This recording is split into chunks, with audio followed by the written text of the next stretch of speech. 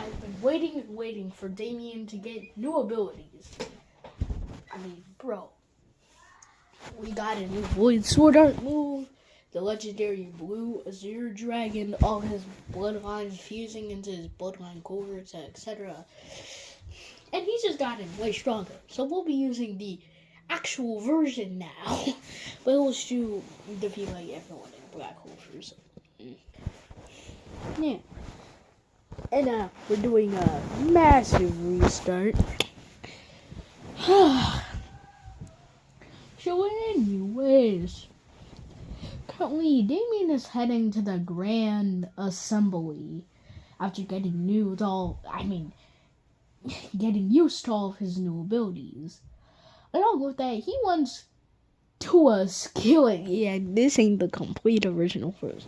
He went through a killing spree, killing all the space monsters or beings he could find and devoured them all to heighten his connection with space-time. After all, other than the Void, Samsara got some huge benefits, especially because of the borderline thing. Same with his Void element as well, meaning his space-time attribute was pretty much left out. Therefore, he had to do something to fix that, so getting more connection with space-time to increase his mastery speed over it would definitely help. After doing so, he found a massive world with a huge amount of mana coiling around it, and tried to put his celestial string around it. However, that one stupid message appeared. Cannot bound planet being teleported inside of Black Clover. He was immediately teleported in. However, Damian noticed he was in a massive city-like place. A person with white hair with some sort of black sword was putting it up, and it was creating tangible black streams of darkness, which flowed into other people who were in these sort of cocoons. After that, they burst out of them using different elements, which fused with that sort of magic or something. There was also a witch thing who was lying on the ground, but very, very old. And through this, Damian flash stepped and immediately healed her because no reason at all. After Asta, the rest of the Black Bulls and the witches found him, they immediately put their guard up, since he could be a paladin. And you never know, since, paladins are heavily overpowered. He may not be wearing the clothes of a paladin, but you never know, bro. However, Damian himself, after using his trait, healed. Immediately, Flash stepped away, since he needed to train Azure, and along with that, his lightning element, which has been left out. After all, he's trying to get the strongest he can get with all of his affinities right now. Space-time is just one of them. He has space-time, Samsara, Azure, lightning. Heck, sooner or later he might even obtain creation and destruction, which is practically the same as saying, I can use multiple flickers of the universal flow itself. Along with that, he has multiple fake clouds he needs to devour, since it's practically the second award he got after the Ancestral Dragon Pool. After Flash stepping away into some random country, he eventually stood on top of the place where dwarves roamed. And since dwarves were a race he was kind of familiar with, he has met very few blacksmiths though. He immediately flew inside of the continent and just pretended to be a normal citizen, since not everyone there was a dwarf. After doing so and looking for some suggestions for any sort of weaponsmith that could fix weapons and make them better, since he needed to upgrade Mirage himself. He had gotten numerous abilities with being the successor of the one and only legendary Blue Azure Dragon, which weren't related to Azure itself. He also gained a lot more comprehension with his other abilities, and a lot more comprehension with just random things. Putting runes on weapons to literally fuse with them and make them stronger as a whole was one of them. And even to make contracts which can make a weapon semi-conscious was possible now. So after Damian found the nearest and seemingly best blacksmith, he immediately went inside, waited for a massive line, and found a dwarf. White hair, old dwarf vibes, After meeting him and throwing him a few gold coins, which he totally hadn't stolen from some bandit, he immediately also threw him Mirage and told him to just upgrade it the best way he possibly could. Since after this, he was practically planning on using that sort of soul contract with all of his weapons, fell health included, and he even had an idea for a second move for his Samsara gun. Samsara gun art? Yeah, I think that's what it was called. He already had the first Apocalypse, which I literally forgot the name of completely. Now he's waiting to utilize the second. Anyways, after waiting a few hours and obtaining his sword bag, which seemed way sharper, he immediately went outside of the continent, went to some random forest, and immediately started utilizing all of the things he could to get permanently stronger. After all, he had gotten many techniques from the legendary Blue Azure Dragon, which weren't related to Azure, but also were related to Azure.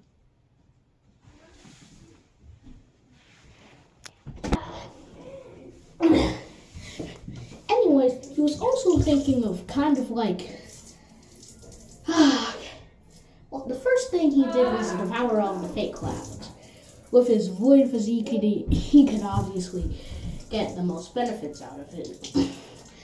A new sort of core started emerging in him, which was right next to the Heavenly Lightning Seed, which was also going through changes with his boosted comprehension with the Void, seemingly kind of fusing with it. It had also long since fused with his normal lightning and become something different entirely. But anyways, this new fate or luck core was basically his fate element. And by powering it with seemingly the Void, which can technically copy anything, and even semi-turning it to normal mana, therefore giving him a theoretically infinite amount of mana as long as he has enough Void Essence, he could easily upgrade it into the normal Fate attribute, and then just gain comprehension with it along with Historia. Anyways, after devouring all the fake clouds and gaining that Fate core, he immediately started with the dragon's souls and their legends. After all, he had not fully comprehended, therefore he had not fully taken up their legend. If not, he could probably just skyrocket to the 7th revolution with 777 dragon souls, who are all things known as protagonists in their era. Protagonists are beings who are 100 times the ones of normal legend, people of normal legends. They also have practically fate and luck surrounding them, basically protecting them from all sides. And even the heavenly world itself kind of helps them.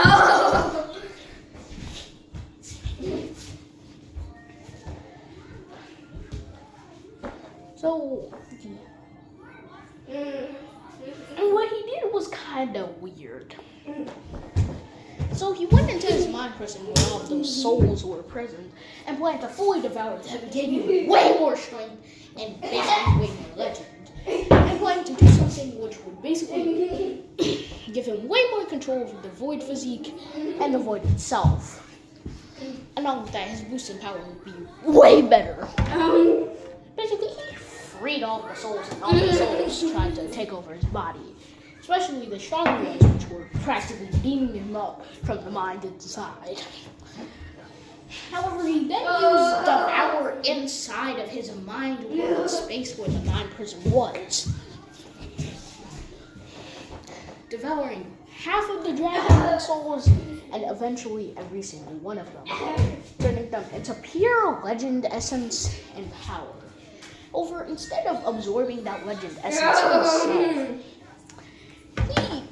he fused that legend essence with the Void physique, which he now had way more control over thanks to the Void. And effectively, finally fully fused the Void physique into himself.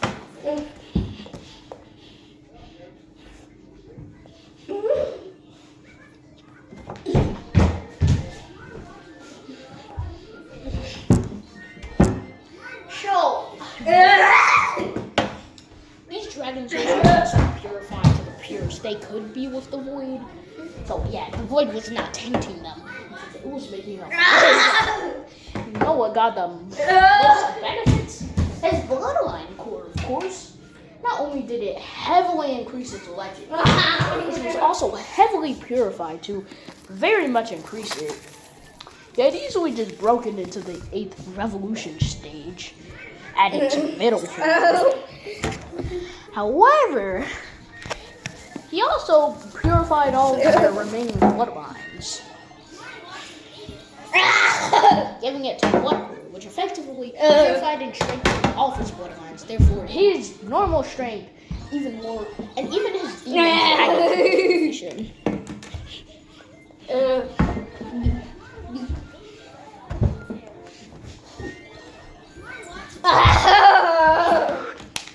He can also now turn into a full Eastern dragon, but we'll talk about analyzing that later.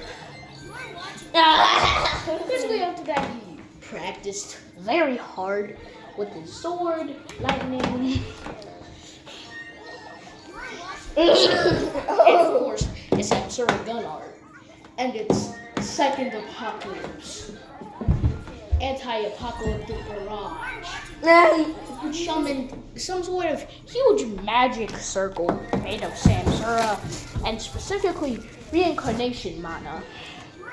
To do this, he could easily shoot a bullet from either hell or hell, possibly even both, to shoot a barrage of those same bullets with far more than. And the original bullets would be the main ones which could pierce through practically anything.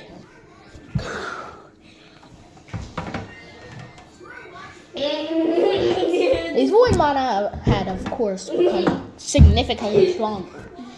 And the system fragment that was inside of his body, was covering the entire universe, at this point was getting devoured. Sooner or later, he would possibly even have an access to the system bank, possibly being able to devour legends from others. If he could do this, he could technically devour the power and purify it to its purest form of devour. Which by now had also leveled up to level 9. Heck, all of his skills that weren't maxed were upgraded to level 10 or 9. Yeah. And yes, let me remind you of the fact that the system status literally does nothing but let you check on your progress. Literally. Anything where you haven't updated to strengthen your strength without the system knowing about it, then the status window is practically useless.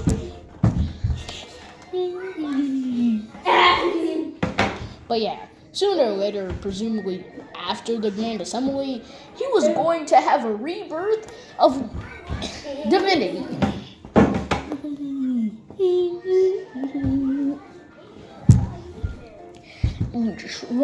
And go to the heavens, where he could finally fully awaken his title of the legendary blue. What was it? Legendary blue Azura. Yeah, legendary blue Azura. I don't know. Dragon. Huh. He'd also practically become not a master of the sword, but even how long? Yes, that's the name of the legendary Azure Dragon.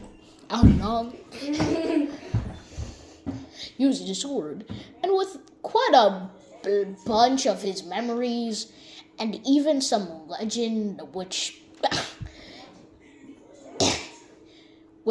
were basically made from swords. Yes, legend is different each time. I mean, it could be with your affinity, or maybe some big accomplishment, using with some sort of weapon. And the system doesn't always tell you if your legend has increased. Just know that each time it's a massive increase in legend. And it only really tells you after you've had a massive increase. And it's normally before the time when you awaken your next class. Oh, and don't worry. Damian totally hasn't entered demigodhood and crossed into level 400. What?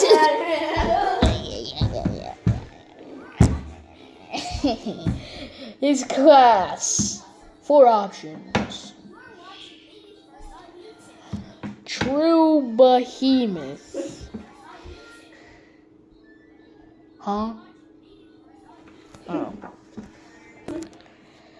Space-time Spirit Walker.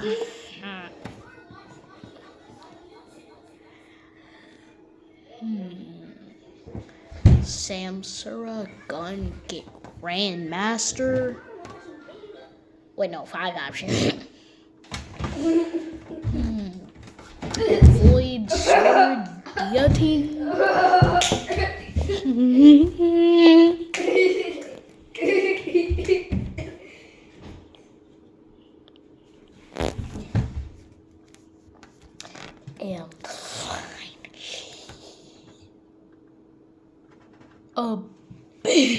And yeah, just Void God. No. Void Walker. Wait, no. No Void Walker. Yeah, that's no. No Void Mancer. Yeah, let's do that.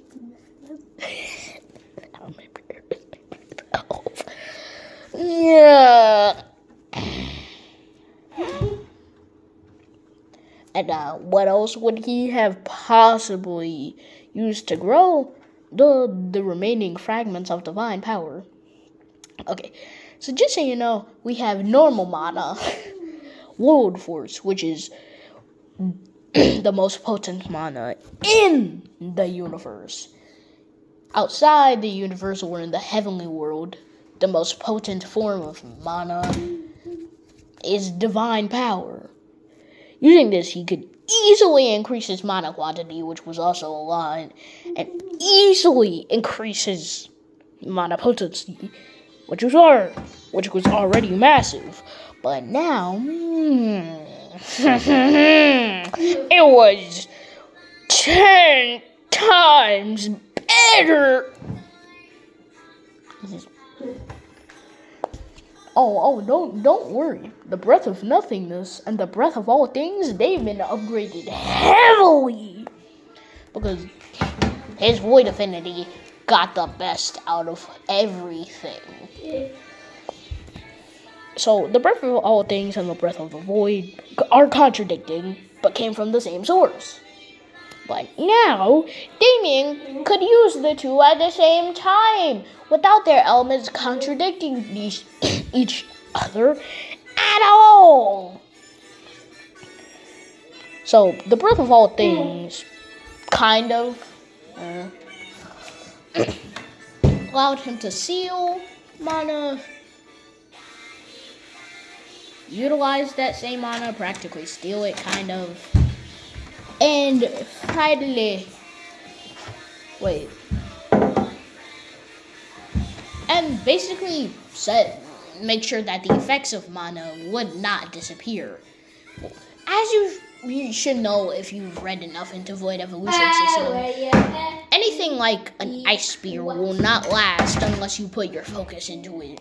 So yeah, if it's thrown, it is gone because your focus is not on that thing. Because unless it hits a target, it's not like your focus needs to actually be on it. From me, I think it's personally just the amount of mana that's in it, stabilizing it. But when that thing runs out, that thing disappears. The Breath of all things, on the other hand, this was actually stated. It would basically allow you to prolong this without any mana usage. Basically meaning he could forever create worlds. Theoretically, if he grew with enough power. I mean, of course, the Breath of all things, it's very much limited, but the Breath of nothingness, on the other hand, I might have just stolen some of its effects and put it into the Breath of all things, because I'm pretty sure this thing was supposed to seal mana and kind of utilize it. I mean, even in like the newest chapter, he could technically do that. He literally was void mana, of course. I'm just assuming that with the Breath of Nothingness, he would be able to do this. I mean, although from the names, it would actually make more sense for the Breath of Everything to be able to do this. So I'm gonna switch it up a bit. The Breath of Nothingness seals mana, can also protect him from mana and fully nullify it. Basically, it can strengthen void mana's effects heavily. The Breath of Everything, on the other hand, basically allows you to prolong the effects of magic. Basically, my example is that if you throw an ice spear, if it runs out of mana, that thing is disappearing. With the Breath of Everything, you can make sure it stays there forever, theoretically. Along with that, you can practically copy mana, although this isn't necessarily an ability needed, since Damian at this point can already do the same thing with void mana, but we're just assuming he's utilizing it with the Breath of all things. We're just assuming for the sake of this video. So, yeah. That's covered. So, what else could he have possibly done? Lightning. Okay. As you should know, lightning that comes from the sky from our planet is about, I think, 5 to at least 10 times hotter than the surface of the sun. So if you're touching that thing, you're dying, obviously. However, how in the world would Damian utilize this? I mean, bro, even before and even now, he could never actually utilize lightning laws, if I'm correct, because I'm pretty sure not even now he can utilize lightning laws. I don't think so. Or is just the heavenly lightning just basically making it so that he can utilize lightning laws? But, yeah,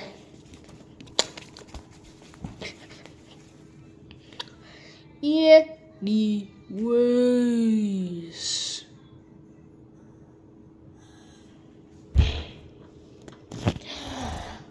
What was this? Is it heavenly lightning? Whoa. not actually heavenly lightning. We're just gonna call it abyssal heavenly lightning. So you know how heavenly lightnings, if I'm correct, like white, silver kind of.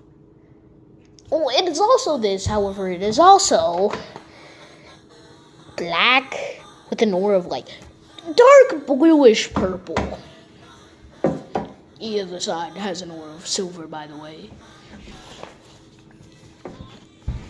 Basically, the lightning Damian is conjuring is way better than our lightning. In fiction, at least. Because of lightning from our world would be Solo's fiction. It's too much! Even an atom from our alternate universe, where everything is like billions upon trillions times smaller. As long as that thing exists in reality, it's Solo's fiction, but But anyways,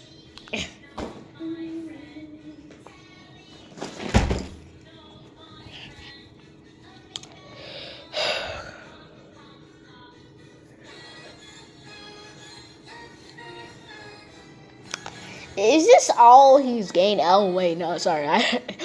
Basically, his lightning affinity, he can now conjure it up into objects. Of course. He can do kind of like what Asta did. He can make a barrier of lightning around himself. Yay! He can kind of conjure... He can conjure 2 spears of lightning from each side and clash it onto an opponent with very powerful force. Yeah, he practically has manipulation over this. I don't know what you want me to say. I can't really say that many specific abilities. I mean, it's mother flipping lightning. Lightning, of all things. Lightning! I mean, what do you expect me to say about lightning? No lightning experts we have seen have even shown that much expertise with lightning in the first place. I mean, we don't really know about lightning that much compared to other elements, so can't really expect me to say that much.